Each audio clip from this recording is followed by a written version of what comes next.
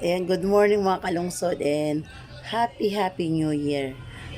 Ngayon dahil kagabi, nagluto ako ng mga ilang putahe at wala namang yung anak ko, konti lang din naman kinain.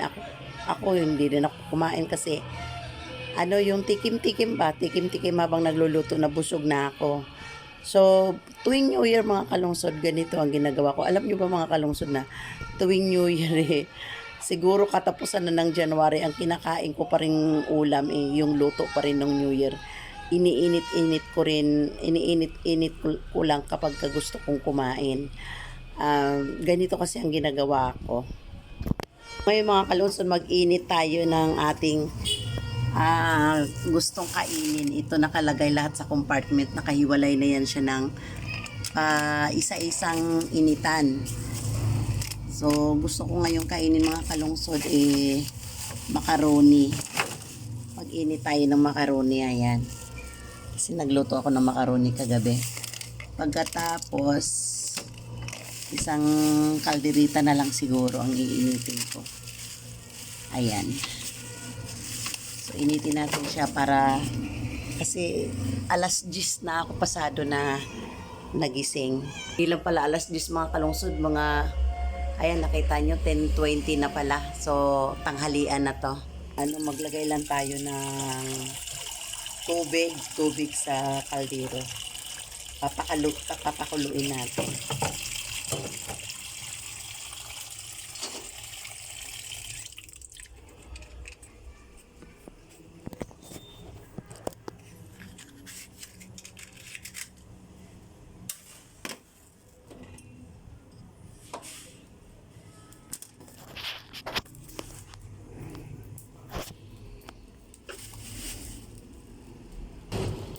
So, ayan mga kalungsod, ayan, antayin lang natin siya na kumulo. Ilagay natin yung kalderita at saka yung macaroni.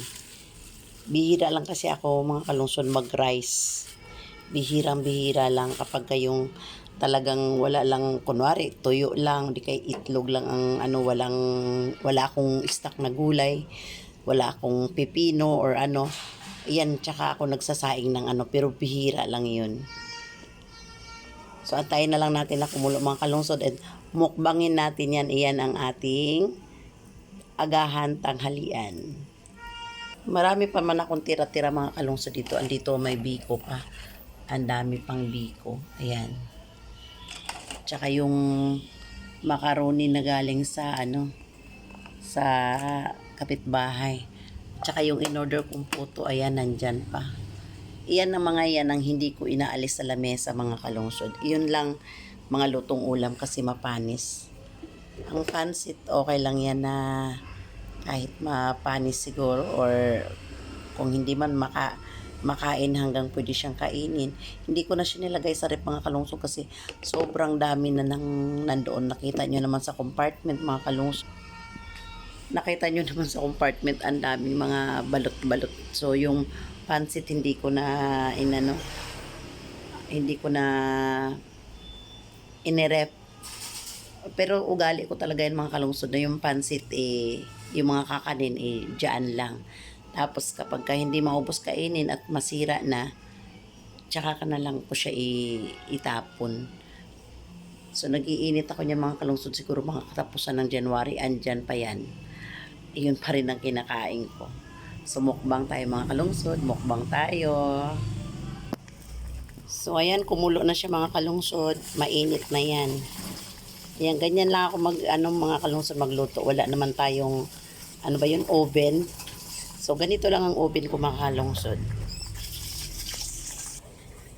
So, ayan mga kalungsod, mukbang tayo. Meron din tayong salabat. Ayan. Yung anak ko pinapahugas ko sa mga pinagamitan kagabi. Hindi na nakaya ng powers ko. Antok na ako. Pero bandang alas 12 kumain pa rin ako ng macaroni, pansit at saka munggo. Iyan ang mga atin-atin lang na luto ang mga inahanda ko. Kasi hindi man ako marunong sa mga lutong mga special. Yung mga cordon bleu, yung mga ganun. Ako, hindi ako marunong ng mga ganyan. So, yung lutong atin-atin lang ang alam ko. Kain tayo mga kalungsod.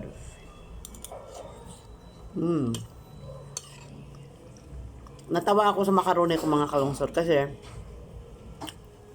1/4 lang na macaroni, kalahating hotdog ang inilagay ko. Pagkatapos yung manok, hindi ko napahiwa dahil binili ko lang dito sa bahay. Yung kalahating yung pitso siya, yung kalahati. Alam mong ginawa ko? Hinugasan ko maigi, pagkatapos pinakuluan ko na lang sabay sa buo. Yung kalahati ng buo, ayun ang halo nito. Kaya ang lasa niya, tapos halos hotdog lang din ang mo. Ito, pinili ko lang to na maraming macaroni. 1/4 na macaroni, kalahating hotdog at saka kalahating manok na buo. Kasi hindi ko napahiwa dahil sobrang busy. Binuo ko na rin siyang pinakuluan. Malambot naman.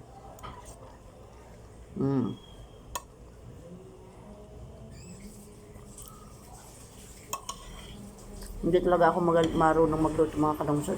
Basta kung ano lang yung imahinasyon, yun lang yun.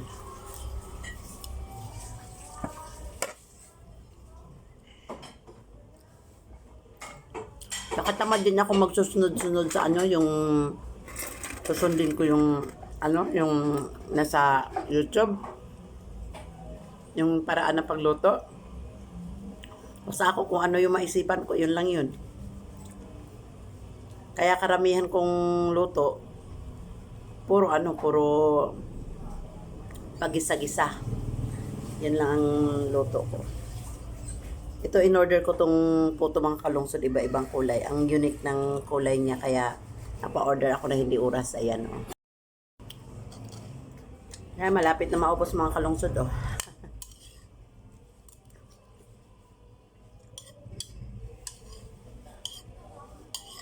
Ang sarap ng lasa ng Kaya tingnan nyo mga kalungsod, yung macaroni ko, nagkulay pula. Dahil sa itlog na napakadami, sa langgunisa na hotdog na napakadami.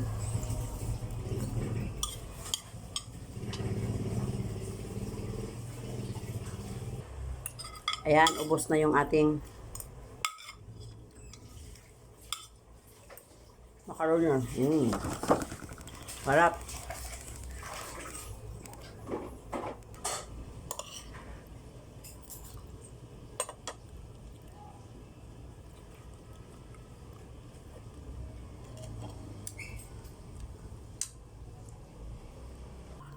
Kung anong ingay kagabi, siyang tahimik naman ngayong araw na to.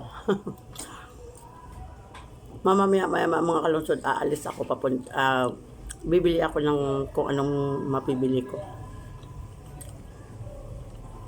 Dahil ugali ko pag-aon ng mga kalungsod.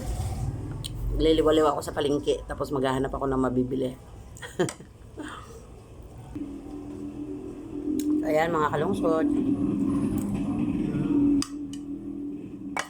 Boss.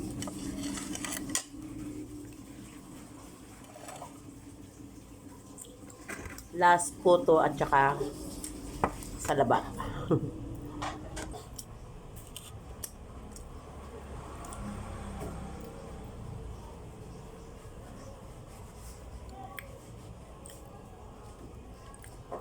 So, yan lang share ko sa inyo mga kalungsod. And thank you again and happy New Year. And God bless us. Thank you.